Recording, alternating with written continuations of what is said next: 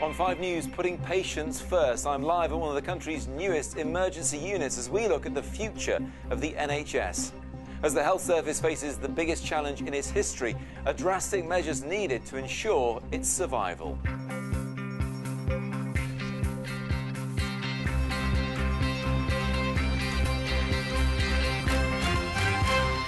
Also on the programme, guilty of sex crimes, Jimmy Savile's friend and assistant is convicted of a string of attacks on girls.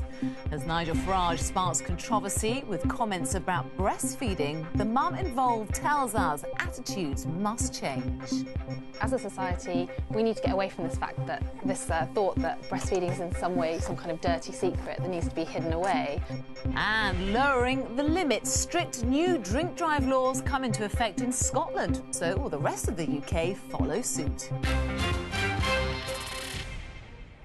Good evening, this is 5 News and I'm Matt Barbett with our final special investigation into the National Health Service. Welcome to Worthing Hospital in Sussex, where we're live on the brand new emergency floor. So new, in fact, that it only opened fully on Monday. Now, it's not A&E, that is next door, just down that corridor, in fact. Instead, it's a place where patients are seen more quickly by more of the medical staff, whatever their problem, to then get home more quickly as well. It's been likened to a Formula One pit stop where the whole health team get involved all at once. We'll explain how it works shortly, but the emergency floor has already been recognised by leading doctors as one of 4 places that could be future models for NHS care.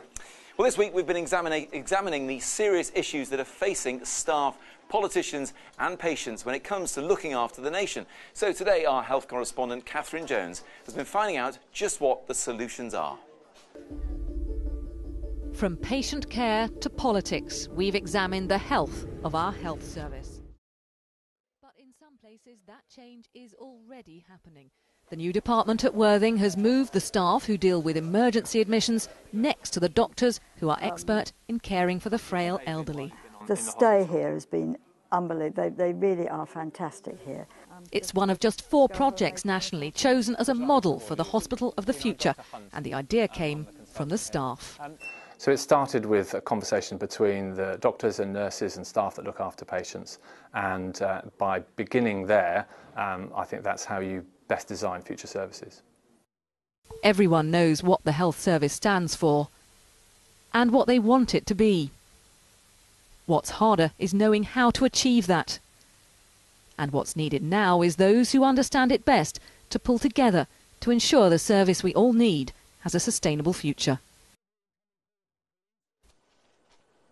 With me here on the emergency floor now is Dr. Roger Duckett, one of the lead members of the team who, well, you must be very excited that it's finally open, Roger. Only opened on Monday. How does it feel? Absolutely brilliant. It's the culmination of lots of planning, working together with lots of people to bring together a vision which we're very, very excited about. One of the first things people see is this ambulatory care area, and that's quite different here, isn't it?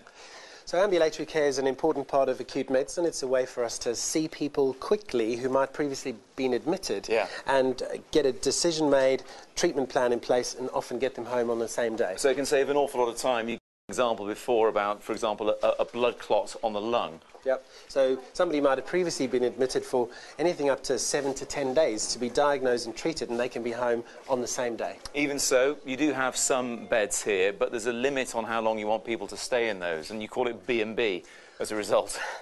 So we operate up to 72 hours. So if we can get somebody in, get them fixed up and get them home within that length of time, they'd stay here with us. Otherwise, we'll move them on into the hospital to be looked after by specialist teams.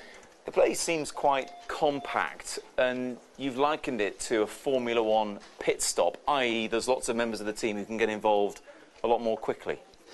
Absolutely. So what we've done in Worthing is we've put the surgeons and the physicians in the same place as the geriatricians so that we bring everything to the patient so we can meet each patient's needs. We've got a full multidisciplinary team, nursing staff, really focused on high quality care from the point at which the patient arrives all the way through to getting them home. We're in the monitoring area now. Just around the corner is the acute frailty units. That's for the older patients who might come in. I know this has been picked out by the Royal College of Physicians as just one of 4 sort of future models for the NHS, if you like. I'm sure you're incredibly proud of that. But how optimistic are you for the future of the NHS? Obviously, I'm in the middle of something absolutely fantastic, and I have enormous confidence in my colleagues and all of the staff who I work with in delivering what we're going to do here. But for me, this is just one example of how people across the whole NHS are innovating and finding ways of delivering really high-quality care within the financial and other restrictions that we're faced with at the moment. Just one final question for you, Roger. I mean, sure, it's changed the way people work, their mindset about helping patients, people coming through the door. Only 5 days in-ish. How are they all coping with it?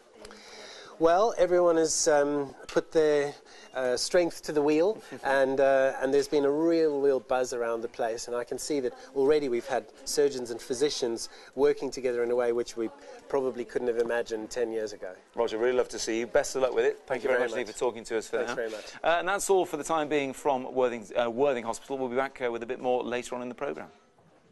Emma, thanks very much indeed. I'm sure the rest of the NHS is bracing itself for a pretty busy Christmas, actually. But whatever the future of the health service, it's always important to keep in mind the past. You have to remember that not so long ago, most people had to pay for their health care. And then in 1948 came the National Health Service with its core principles that services are free at the point of use and that everyone, no matter their age, gender or race, is eligible.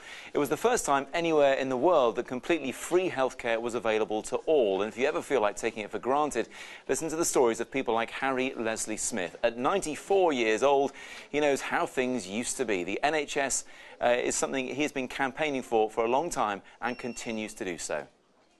91-year-old Harry Leslie Smith giving his thoughts on the NHS, really thought-provoking. I'm with Cathy Jones now, our health editor. And Cathy, you've been, well, all over the NHS this week. You've spoken to doctors and nurses and patients and everything. What's your assessment? What's the prognosis for the health service? It's a complex patient, I have to give you that. Of course, some A&Es are buckling, some GPs are really struggling, but can we characterise this as the whole NHS in crisis? No, I really don't think we can't. In fact, it's absorbed a huge upsurge in the number of patients. It's done it on a frozen budget, and it's done it and improved in many places, and that really is down to the remarkable work of people all around us. If the NHS were a patient, all the monitors are bleeping, though. In the last 12 months, the performance indicators are down. It doesn't mean the patient is dying. It's time for everyone to run into the cubicle, the crash team to arrive. You've talked to the politicians briefly. What are their answers? At the start of this week, the government promised a £2 billion cash injection, but NHS England needs £25 billion. I put that to every party. None of them could match that pledge. So the short-term prognosis, the next year is crunch time. Certainly is between now and May. Thanks very much indeed, Cathy. Well done this week. That is it from us for the time being. And if you've missed any of our reports on the state of the health service this week, you can always catch up online at our website, channel5.co.com/news. Sean has the weather next, and Sangeeta has updates throughout the evening here on Channel 5. Thanks for your company. Have a good weekend. Bye-bye for now.